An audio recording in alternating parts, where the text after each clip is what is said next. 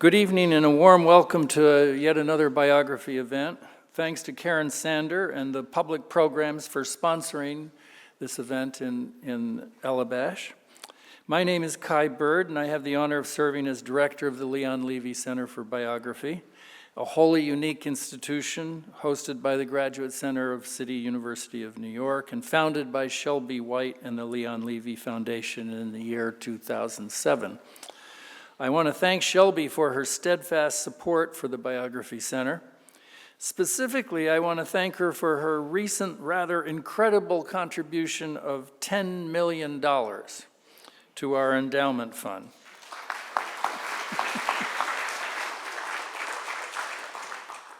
Plus, she pledged up to $5 million in matching grants. So if any of you have a little change to spare, the Leon Levy Foundation will match your grant up to an amount of $5 million. And if you give us $1 million, we'll name one of the fellowships after you. You can talk to me after this event to get further details on this wonderful opportunity. Please note that our next event will be on Tuesday, November 19th at 6:30 p.m. when Jennifer Bartlett will be discussing her new biography on Larry Eigner, a key figure in new American poetry.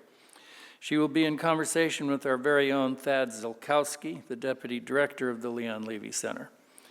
If you have not done so already, please register your email on our website so that you can be notified of our future events. But tonight I am delighted to welcome David Greenberg, who will be discussing his biography of John Lewis, which just garnered a front-page review in the New York Times Book Review.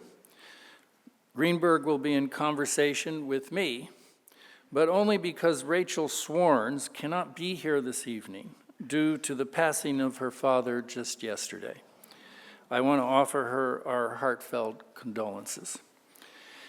David Greenberg is a professor of history and journalism at Rutgers University. He is also the author of Republic of Spin and Nixon's Shadow, but also a biography of Calvin Coolidge. In addition, he edited a volume of essays about the great late historian Alan Brinkley, A Life in History. David, however, has always been enthralled with journalism and still writes today for Politico, Liberties, the New York Times, and the Washington Post. He's won fellowships from the Guggenheim, the NEH, the Cullman Center, and he was a fellow here at the Leon Levy Center in the year 2019-2020. David and I will be in conversation for about 40 minutes, and then we will take questions from our in-person audience. This event is being live streamed, so hello out there to our virtual audience, including a particular Professor Warren Orange's students from City College, whose class is watching the event. We will try to end this program after about 1 hour. Again, thanks to the Leon Levy Foundation for funding this and all our other events. Thank you.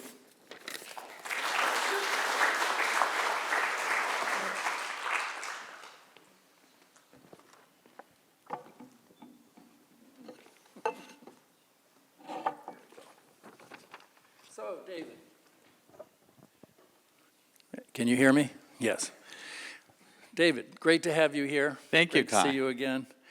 I should say at the beginning of this, Rachel should be sitting here interviewing you, but she was kind enough to forward to me some of her drafted questions. So some of these questions are actually from Rachel, but I spent the day dipping into this long book, and it's fantastic. It's a great read, and I've come up with some of my own questions too. So let me begin by emphasizing that you were here a fellow in 2019-2020 when you were just starting out. Right. And I want to ask, was that hard because you were really working, you really wrote much of this book in the pandemic? That must have been a challenge, but it must have presented some opportunities as well. Yeah, no, thank you, Kai. And I want to thank you and Thad and everyone, Shelby White, for that fellowship year and for the Biography Center in general, I mean, and our audience, I think I want to take a moment to direct them to the Biography Center, and in particular these fellowships for writers, academics, PhD students that it supports. It really was invaluable. So both the year here and then, yes, the pandemic year, I sort of felt guilty once we kind of moved back into society, kind of whispering to people, I actually had a good pandemic. Because I would be calling people and everybody was home.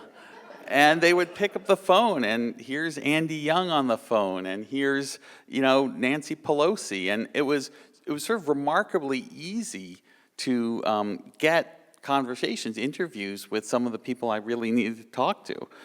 Also in that first year, a lot of what you're doing at the beginning of a project is just reading, identifying sources. What else do I have to learn? Before I could really home in on what's John Lewis's role in the Freedom Rides or the Nashville sit-ins or the March on Washington, I felt I really had to know those events inside and out. So there's just a lot of kind of collateral learning that goes on, and those quiet years of the pandemic were actually quite good for that.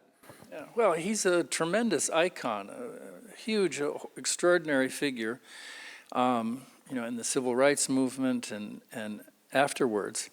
So it's, and as you can see, it's a big book.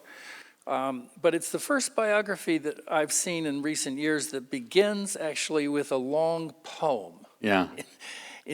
Invictus by William Ernest Henley. Why?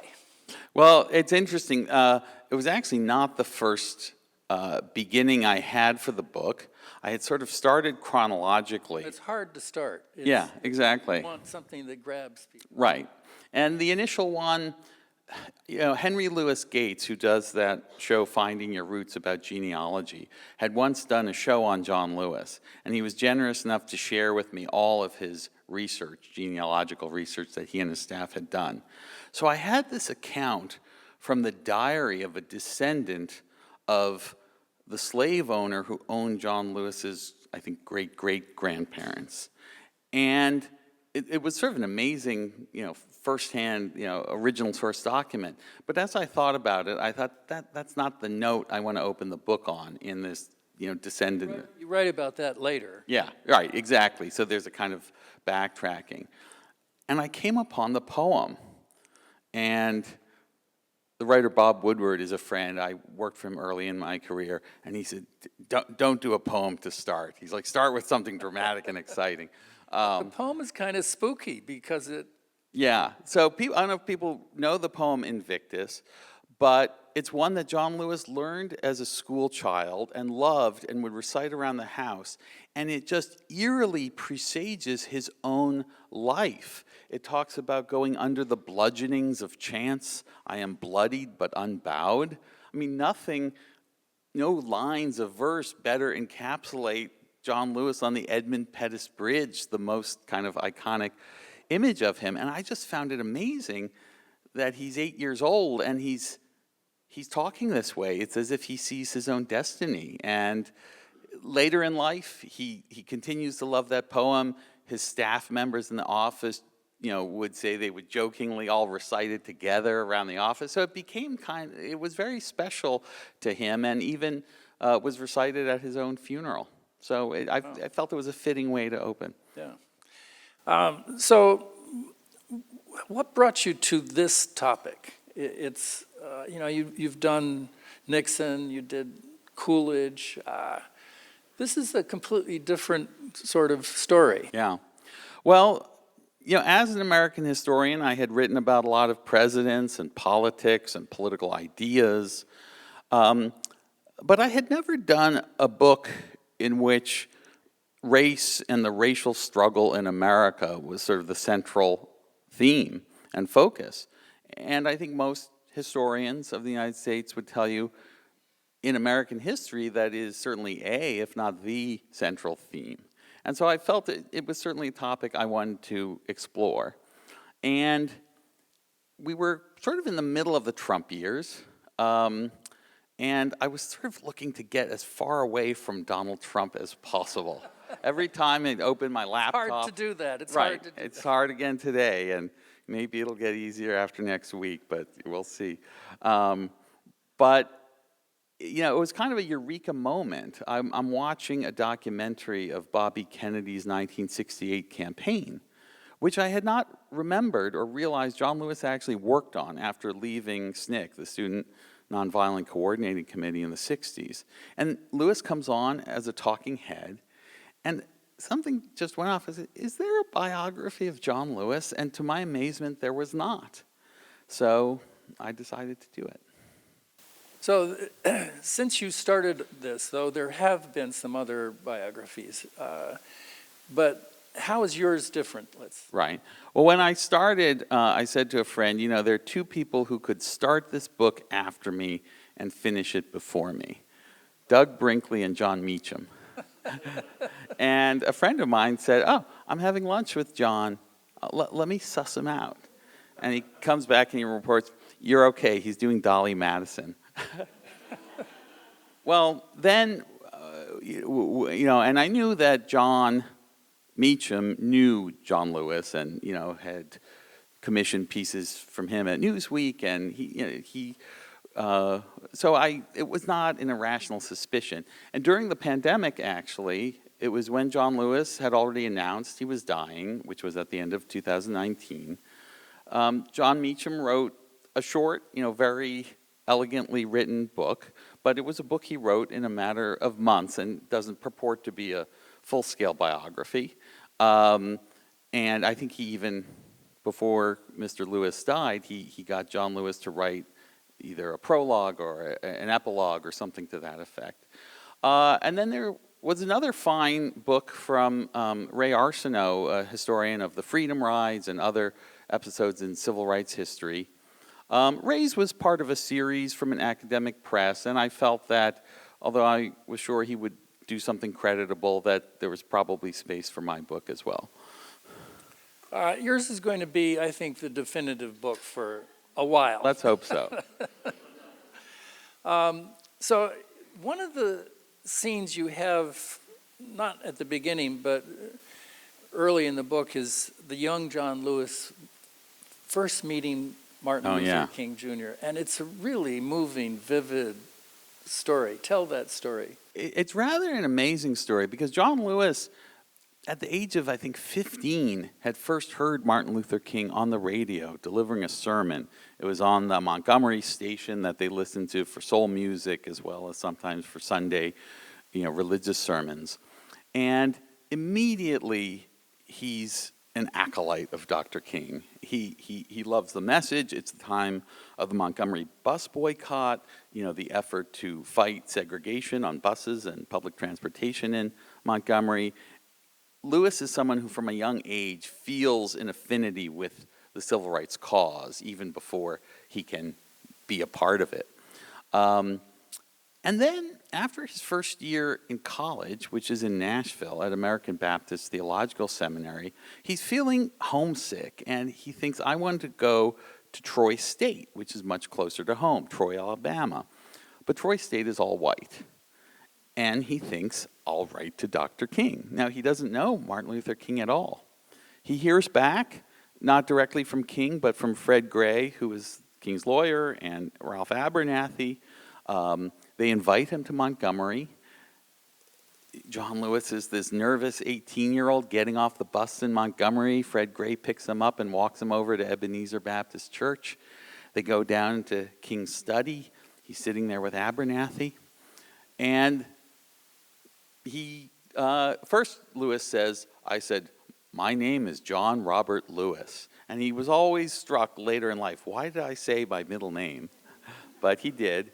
As a boy, he was called Bob or Robert, and then he goes to college and becomes John. So maybe he was in a moment of identity transition from the boy to the civil rights activist. Anyway, King kind of encourages him. But he says, look, you're under 21. In Alabama, you're going to need your parental support. And here's all the things they should just be aware of. And he starts saying the ways in which retaliation could be visited on them, violence, maybe their credit at the seed and feed store is suspended. He starts going through the list. Lewis is up for it, but when he gets home and sits with his parents at the kitchen table, he can see it's not going to happen, and he's crestfallen. He's disappointed. He won't be able to sort of work with Dr. King on this historic challenge.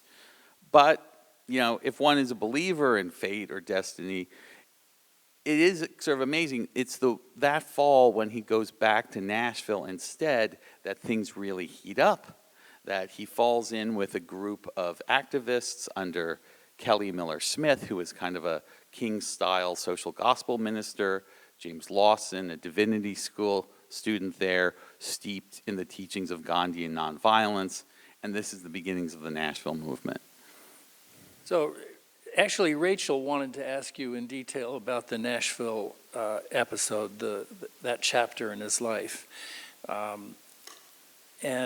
She says, I have to say that, she knew all about what happened at Greensboro, Selma, Montgomery, Atlanta, Memphis, but Nashville, she hadn't learned anything about the critical role that the early civil rights workers in SNCC were getting, and Lewis. So talk about, how does he end up at Nashville, and what happens there that propels him into adulthood? It really is a dramatic story, and I can't do justice to the whole account in the book in a few words now, but it's just a time and a place in history that's full of ferment. He winds up going to college there basically because his mother, who's besides working on the farm night and day, also works as a washwoman and domestic labor, and she's at some kind of house I've seen described as an orphanage and other things. And there's a magazine or a pamphlet for American Baptist Theological Seminary. And Lewis at this point thinks he wants to be a minister. I mean, he's actually already, as a teenager, an ordained minister, but thinks he wants to study theology and all that. So he writes away, and lo and behold, Nashville is where he goes to college. A lot of the kids at school are just, young black men who are determined to go back to their local communities around the South or the Midwest and have a small congregation. But there's a group of them that are much more devoted to what's called the social gospel, and this idea of applying Christian doctrine to the desegregation struggle and to social and political problems. And so that's this milieu in which the Nashville movement really gets going. It's really led by ministers. Some of them are professors also at American Baptist. And in particular, they all believe in the kind of direct action, challenging segregation by, violating the law and kind of highlighting the problem of the corrupt system. They feel this hasn't been done in a massive way since Montgomery, and James Lawson and Kelly Miller Smith feel Nashville should be the place, and they have a plan to do sit-ins at the drugstore's lunch counters. So what year are we talking about? They're planning this in '59. The sit-in is going to be in 1960. And just before they can do it, they're just getting back to the new semester in January, February. Another group in Greensboro does a sit-in that, steals their thunder. But they don't feel rivalrous. They say, okay, it's time for us to join in, because the sit-ins start to spread from one college town to another. Sometimes it's very small groups of 2 or 4. Sometimes it's larger, like the Nashville group really had a strong, robust group by the time this happened. And over the course of the spring, it's clear the Nashville group, it's the most steeped in the teachings of nonviolence and Gandhian thought and satyagraha. It's the most sort of robust and kind of organized and disciplined. It's also probably the most racially integrated. Fisk University had an exchange program by which white students from California or Indiana would come for a semester. And if you think about the kind of white student that was interested in doing that, it's not surprising some of them fell in with the movement as well. And I think that helped create for John Lewis that the movement should be one, of racial integration. The symbol of SNCC, the Student Nonviolent Coordinating Committee that he later chaired, was a black hand and a white hand clasped together. And I think that was imbued because in Nashville that seemed an especially important value. So jumping ahead, you spend quite a bit of time in the book describing the tensions within SNCC and the divisions and the role that John Lewis played in that. Talk about what position he took and what happened to him in the end. Yeah, I think sometimes, maybe not historians, sometimes historians, and certainly in the popular culture, there can be a tendency to sort of put all the great figures of the past in a pantheon together as if they were all kind of holding hands and, loved each other. And, I think of Spike Lee's, Malcolm X with Martin Luther King as if we've forgotten some of those critical differences. And as a historian, I think it's actually important to excavate and remind people of these sharp differences in ideology, in approach or tactics. Lewis really tried to fashion himself after King, and in particular that Nashville group. See, in a lot of the history, SNCC, these young students who do the sit-ins, are portrayed as breaking with King. They're more militant, they're angrier, they're less patient with kind of moderate change. Not that I think King was. He's the one who wrote Why We Can't Wait. But there's actually, in the Nashville group, the ministers who started are an offshoot of King's Southern Christian Leadership Conference. It's the Nashville Christian Leadership Council. So there's a real affinity between people like Lewis and King. It's about nonviolence, it's about integration, and it's also about a certain, I would call, universalism.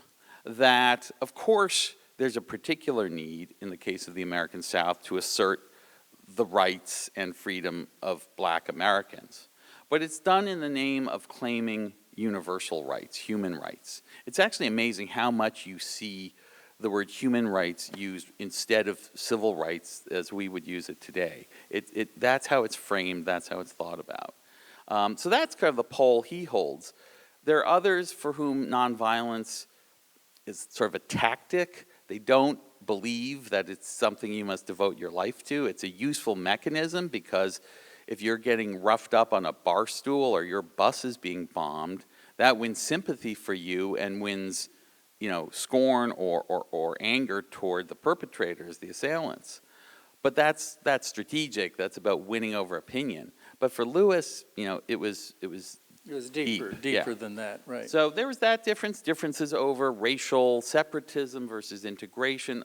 All of these are sort of jostling around within SNCC, really throughout the whole period. Although in the early years, it's kind of kept muted, partly by John Lewis, partly by Jim Foreman, who is the executive director. And as the years go by, the fissures get bigger and less sustainable.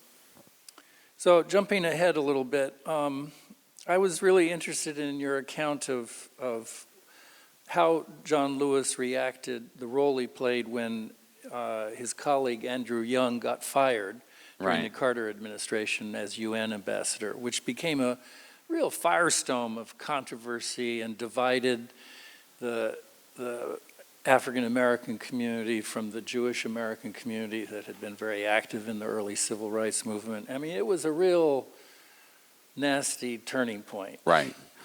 And, Lewis tries to sort of, I guess, play a mediating role, and it's quite fascinating. No, exactly. And one of the ironies of that episode is, Andy Young had met with a Palestinian representative or would-be representative to the UN, and that was in violation of U.S. policy. And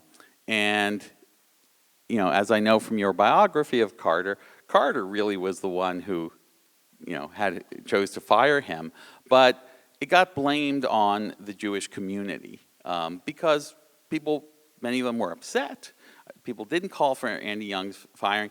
Andy Young actually, most of his career like John Lewis, had a great relationship with the Jewish community. And when he goes back to Atlanta later to become mayor, it does seem that all is forgiven. But at the time, there were all these stories about how the historic Black-Jewish alliance of the civil rights years was already coming apart over issues like affirmative action. And now it really got pretty nasty. And a number of black leaders gathered for a kind of foreign policy summit where they had something like a declaration of independence, as if to imply that they'd been sort of pinned down or controlled somehow by their Jewish allies. And everyone said to me it was John Lewis who really tried to heal the breach, who talked to people on both sides, who tried to explain the one position to the other, who made public remarks trying to kind of, smooth the ruffled feathers. And I think it was appreciated. When he goes back to Atlanta, he helps initiate something called the Atlanta Black Jewish Coalition, which remains to this day and has been sort of a force for trying to protect and preserve that relationship, to help the groups understand each other when positions differed and that kind of thing. He was committed to that his whole life. Right.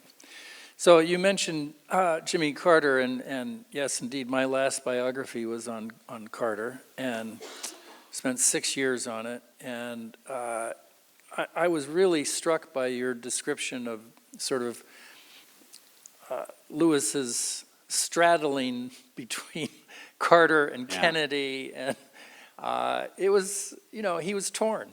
Right.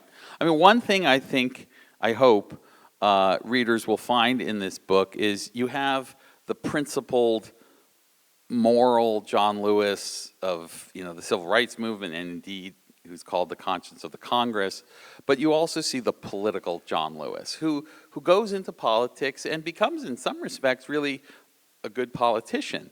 Although what's required of a good politician can be different from what's required of, a saint or a moral exemplar. So he's often, balancing his principles or interpreting his principles in light of pragmatic considerations, as we all do, and as politicians especially do. So he's working in the Carter administration at an agency called Action, which houses the Peace Corps and Vista, other volunteer groups. And he actually has not been that happy with the Carter presidency. He feels Carter missed certain opportunities. He had been writing Carter memos to go visit different poor regions of the country, things that Lewis himself had already done. And then he doesn't even get a reply. Yeah? Right, exactly. Doesn't hear back. This is a time when a lot of liberals were becoming disenchanted with Carter and rally behind this emerging presidential candidacy of Ted Kennedy. Now, John Lewis had met John F. Kennedy in '63. He'd gotten close to Bobby Kennedy. After Bobby's assassination, he'd gotten quite close to Ted. So his heart was with Ted Kennedy, and I think his politics were, but he was also loyal, and he did not want to, quit the Carter administration and go work for Kennedy. So he did quit. He tries to, appease. And moved back to Atlanta. Right, Yeah. he moves back to Atlanta, so he's been working in Washington. And he sort of tries to appease Jimmy Carter by sort of explaining to this, I'm not taking a side. And he's quoted in the Newsweek or somewhere saying, I feel, great feelings toward both men. This is very difficult. He's quite candid about it. But years later, Carter doesn't quite remember it that way. And in Carter's recollection... Carter's very tough and right. political in his own way. Exactly. And he had remembered John Lewis as supporting Kennedy. And, sometimes the failure to endorse sounds like endorsing the other guy. So, but John Lewis, too, he would remember who did and didn't endorse him. When Andy Young endorsed, I don't think this is in the book, John Lewis's rival, Julian Bond, when they were both running for Congress in '86, Lewis remembered, and years later when Andy's running for governor, John Lewis endorses Zell Miller, who had backed Lewis way back when. So all politicians do it. So you mentioned Julian Bond. That's a really tender relationship too. I mean, they're friends, they're allies politically, but they're real comrades.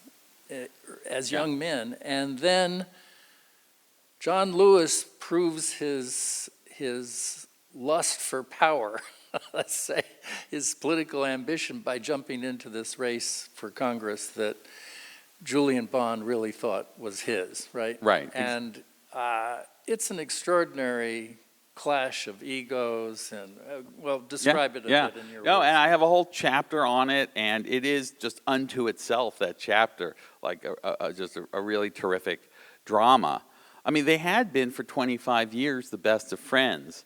John Lewis, coming from the farm, rural Alabama, he's suddenly chairman of SNCC in 1963, moves to Atlanta. It's Julian Bond who kind of tutors him in how to order at a restaurant and, what's a mixed drink. And Julian Bond, I should say, his father was an esteemed educator, college president.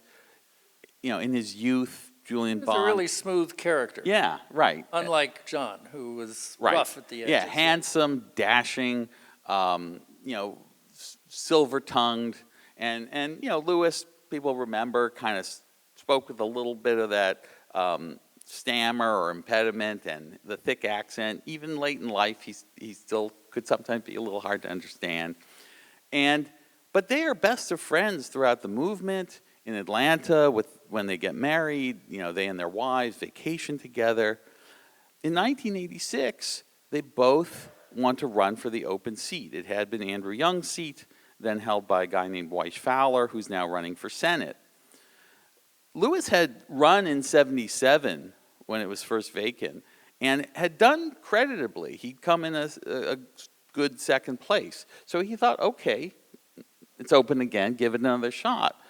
Bond remembered, and Lewis did not remember this, an agreement whereby Lewis would get a shot at the seat, and next time around, Julian would get a shot. Now, Julian had actually already tried once against Fowler, so, you could calculate this any number of ways. At first, all of elite Atlanta lines up behind Bond. And look, he's been on, now we remember how famous and beloved John Lewis is, but in 1986, Bond was infinitely more famous. He was on Saturday Night Live. He was in the movies with Richard Pryor. He was really a celebrity. And he has, the Temptations headlining a fundraiser, and Quincy Jones, and all kinds of people coming in. And John Lewis, was kind of wondering, where his constituency is. But two things, I think, are important. One, John Lewis just outworked him. He in every job he had, he was indefatigable. Sometimes, if this isn't a contradiction, indefatigable to the point of exhaustion, where he'd be like hospitalized because he just ran himself ragged. And he just campaigned from morning to night, going out at, sunrise to the factory gates. At midnight, he'd be in the 7-Elevens walking the aisles with whoever's still up. The other thing that happens is that debate. Right, exactly. So that's what I'm getting to, yeah. That was just really tough by Lewis. I couldn't believe he did that. Yeah. So what Kai's alluding to is this is the summer of Just Say No, when drugs are rated number one in the surveys of voters' concerns. And a previous candidate, when there was a multi-candidate stage of the race, had challenged all the candidates to take drug tests, because it was an open secret in certain circles of Atlanta that Julian Bond had a pretty serious cocaine problem. John Lewis knew this. He didn't want to use it himself. But when it's down to the runoff, and Bond challenges Lewis to a series of debates, thinking he's going to wipe the floor with him because he is so articulate, silver-tongued, so, pleasant on the eyes on a TV screen. But again, one thing, Lewis comes off, I think, as authentic, and he's smart enough that he does fine with these answers, even though it may not be as beautifully sounded as Julian's. But he also comes off as authentic, and Julian struck a lot of people as seeming entitled to the seat. But then Lewis, will he pick up what this other candidate had left, this drug challenge? And his advisors think he should, their argument is the voters of Atlanta have a right to know if their elected representative has a serious drug problem. And it's something to be said for that. We tend to talk about this as he went negative, he did something horrible to a friend. And in the book, I sort of try to present it, from both sides, because I think there are arguments on both sides. But sure enough, at one point, he finally, swallows his reluctance and, challenges Bond to a drug test. And this sort of dominates on television, on the Atlanta. And I searched high and low for those videotapes. I could not find them, but I did have the newspaper accounts. And Julian is, of course, furious. He proceeds to make a series of gaffes. I forget if it's in the same debate, but in another debate, he says, Atlanta doesn't have a drug problem, which is a little bit like Gerald Ford saying there's no Soviet control of Poland. Everyone knew otherwise. Right. And so it made Bond seem like he was downplaying the issue. And anyway, in a kind of David Goliath, tortoise versus hare, whatever you would call it, Lewis has this comeback, and on the second election, the runoff night, he's down by a few points. It looks like Bond's going to eke it out. His campaign manager even comes in to tell him, "We think you've lost." And then they hear a cheer go up from the other room. Love Collins, the campaign manager, goes out. He comes back in. He starts to tear up, and he says, "Congratulations, Mr. Congressman." And it's really this sort of amazing story of kind of ordinary people coming through. I mean, Lewis ended up winning with this interesting coalition. He got a majority of the white vote, but he also got like the working class blacks. And Julian Bond had the more, upper middle class, well-to-do black vote. And so it was this interesting breakdown of who was going in which direction. And, you could also argue that the proof is in the pudding, that we don't know what kind of congressman Julian Bond would have been, but John Lewis did certainly distinguish himself over 34 years in Washington. Yes, absolutely. But I note also, I was fascinated to see that I think it's Julian Bond's son told you that, Bond was indeed very angry at being challenged by and the son claims that his father told him, I have stuff on John Lewis that would ruin him, not in this campaign, but for his life, but he didn't use it. Right. And, they both knew each other extremely well, going back to when they were even 20 years old. I mean, they really got to be friends. Did the friendship survive? The friendship, it certainly did not survive as what maybe most of us would call a true friendship. There were a lot of years of just complete disassociation from each other. I mean, more obviously on Julian's part, who was upset. Later in life, they start to, they're doing events together occasionally. Bond is gotten cleaned up. He's off drugs. He has a very, accomplished second act to his own life, teaching at American University in Virginia and heading the NAACP. So he takes these civil rights tours through the South and will meet with John Lewis. I even got a nice story. I don't think anyone had this before. In the final year of his life, Julian Bond does an event with John Lewis commemorating the 60th anniversary of the Civil Rights Act of 1964. So this is 50 years, 2014. And he strikes up a conversation with one of Lewis's aides who's there and gets his cell phone number. And then when John Lewis's birthday comes around, Julian sings happy birthday. He calls the aide's cell phone, sings happy birthday, Mr. Chairman, which is what he used to call him back in the day. So there's a hint of rapprochement, but Lewis wasn't invited to the funeral, and I think there was never the kind of reparation that maybe he had hoped for. So speak a little bit about his wife, who was quite her own person and a strong personality and very ambitious, I gather, for her husband. Yeah, Lillian Miles Lewis is an amazing person whose story really hasn't been told. And of course, I'm primarily telling John's story, but she is the central character. I initially, when I set out to write this book, I thought it felt very daunting. I felt I'm going to concentrate on the public man. But I very quickly learned that I couldn't separate the public and the private man. He meets Lillian in 1968. They're set up on a New Year's Eve date by Zernona Clayton, who's kind of a grande dame of Atlanta and has worked at SCLC and been a journalist and a million other things. She's still alive in her 90s today.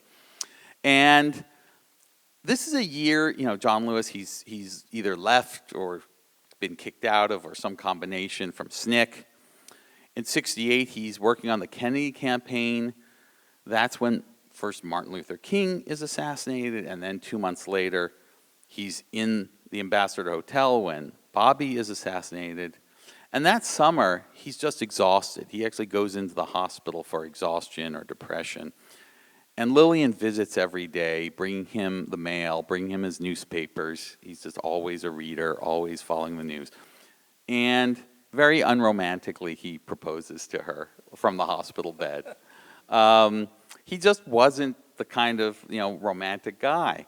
But it's a terribly important relationship. And one of his friends, a congressman named Buddy Darden, said to me, you can't understand this whole second act that John Lewis has in politics without understanding Lillian. She was, as you say, very ambitious on his behalf, believed there was no limit to what he could do in Congress, maybe even could be president.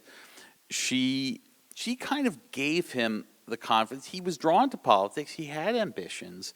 But she gave him the confidence to follow them and to believe that it was not absurd for this little boy from the farm to be, pursuing a seat in the United States Congress. Throughout his life, she died, about 8 years before him. But for most of his career, she's just a really important force. The staff kind of live in fear. It's sort of a mix of love and fear toward her because she knows how things ought to be done, and she'll tell you. But yeah, her story really was a great, for me, a discovery. So David, we're running out of time, but I wanted to ask you a few brief questions about, the process of the biography. And I noticed that, in your sources and archival work, some of your footnotes are attributed to this Archie Allen, unpublished, a guy who apparently worked for years on trying to do, he was a friend of Lewis's, and he never was able to write. Right. But his material seems to have been very rich, yeah? Archie Allen, and Archie, if you're watching or listening, I want to thank you in person, as I have in the book. He got to know John Lewis in the early 60s. He was at a white, I think it was a Bible college or in Nashville called Scarrett, and gets involved in the Nashville movement kind of after that headline year of 1960, but there's many more years of direct action that they're doing. Stays friends. In the late 60s, he decides to write a biography of John Lewis. And I even have a letter from Julian. Late 60s, he starts. Right, because, Lewis has, you could argue, already been a historic figure between the sit-ins and the March on Washington and Selma. But yeah, Archie, so it's great. He interviewed Lewis's siblings, his mother, his father. He interviewed people who are long since deceased, like Ella Baker and Septima Clark, getting their impressions of the young John Lewis. It's amazing material. And then over the next 10 years, he has this kind of rolling series of oral histories with John Lewis, because he works with Lewis at the Voter Education Project, then at Action. And he just turned all this material over to you. Some of it is in the National Library, and then there were other boxes of his. I kept begging him for it, and one day he calls, he says, I'm at the post office, I have 3 banker's boxes to ship to you, can I have your credit card? So I said, you got it, and buy yourself a nice bottle on the way home too. And then he sent materials. He had his birth certificate, his high school report card, his acceptance letter to American Baptist. John Lewis's acceptance letter to college said, by the way, we hope it is in God's plan that you come and study with us. So my daughter's a high school senior now. I'm going to tell her, I don't think you're going to get a letter quite like that, but Well, I've always said that biography is, a great treasure hunt.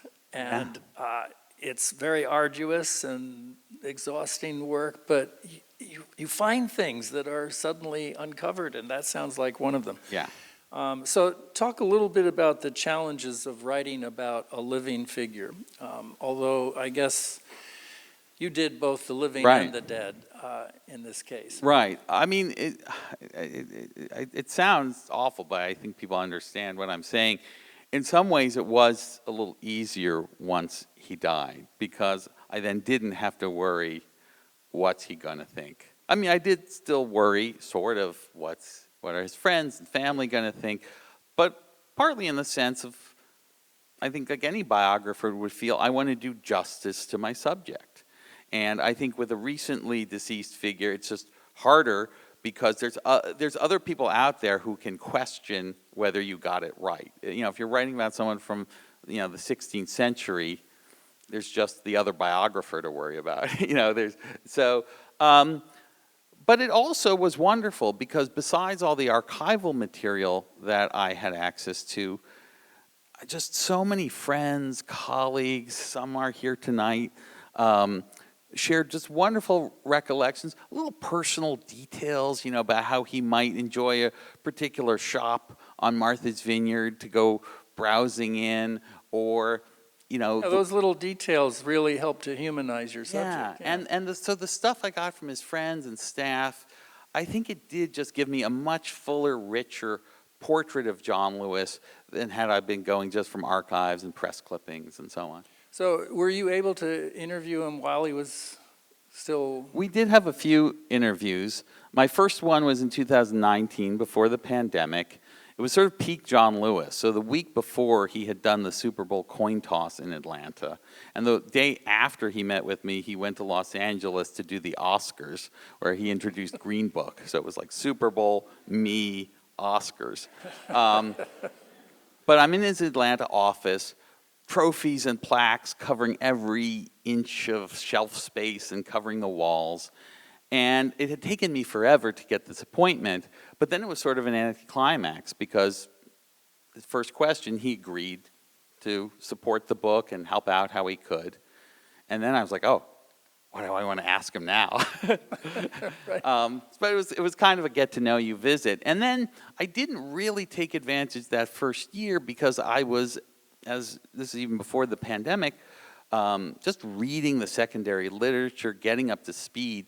And then he announced his cancer, and then we had the pandemic. So I did some phone interviews. Michael Collins, his wonderful chief of staff, set up a few phone interviews. Sometimes he was kind of fading in and out. I think at one point he thought I was John Meacham. Right, but he told the same stories. And so I have to confess, that there were some very nice moments and things he said to me from those interviews that are in the book.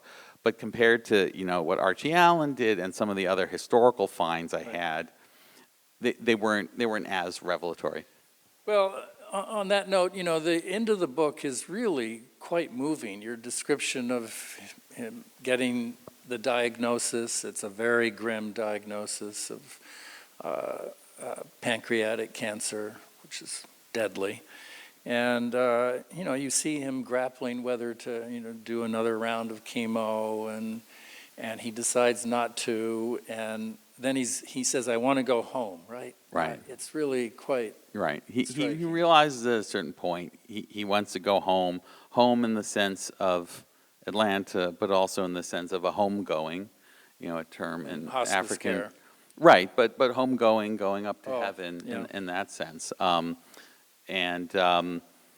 He actually has a very direct question for his doctor in Washington before he goes back to Atlanta, which is, if, I go off the treatment versus if I stay on, what's the difference, in terms of projected longevity? And it was only a matter of maybe a few months, and he decided he was ready. But, both Michael Collins, chief of staff, and several other friends who cared for him in those final months were just incredibly generous in giving me this incredibly intimate account or set of accounts of those very personal moments. But they were comfortable sharing it with me, and I felt, it belonged in the book. David, thank you for writing this book. Thank you, Kai.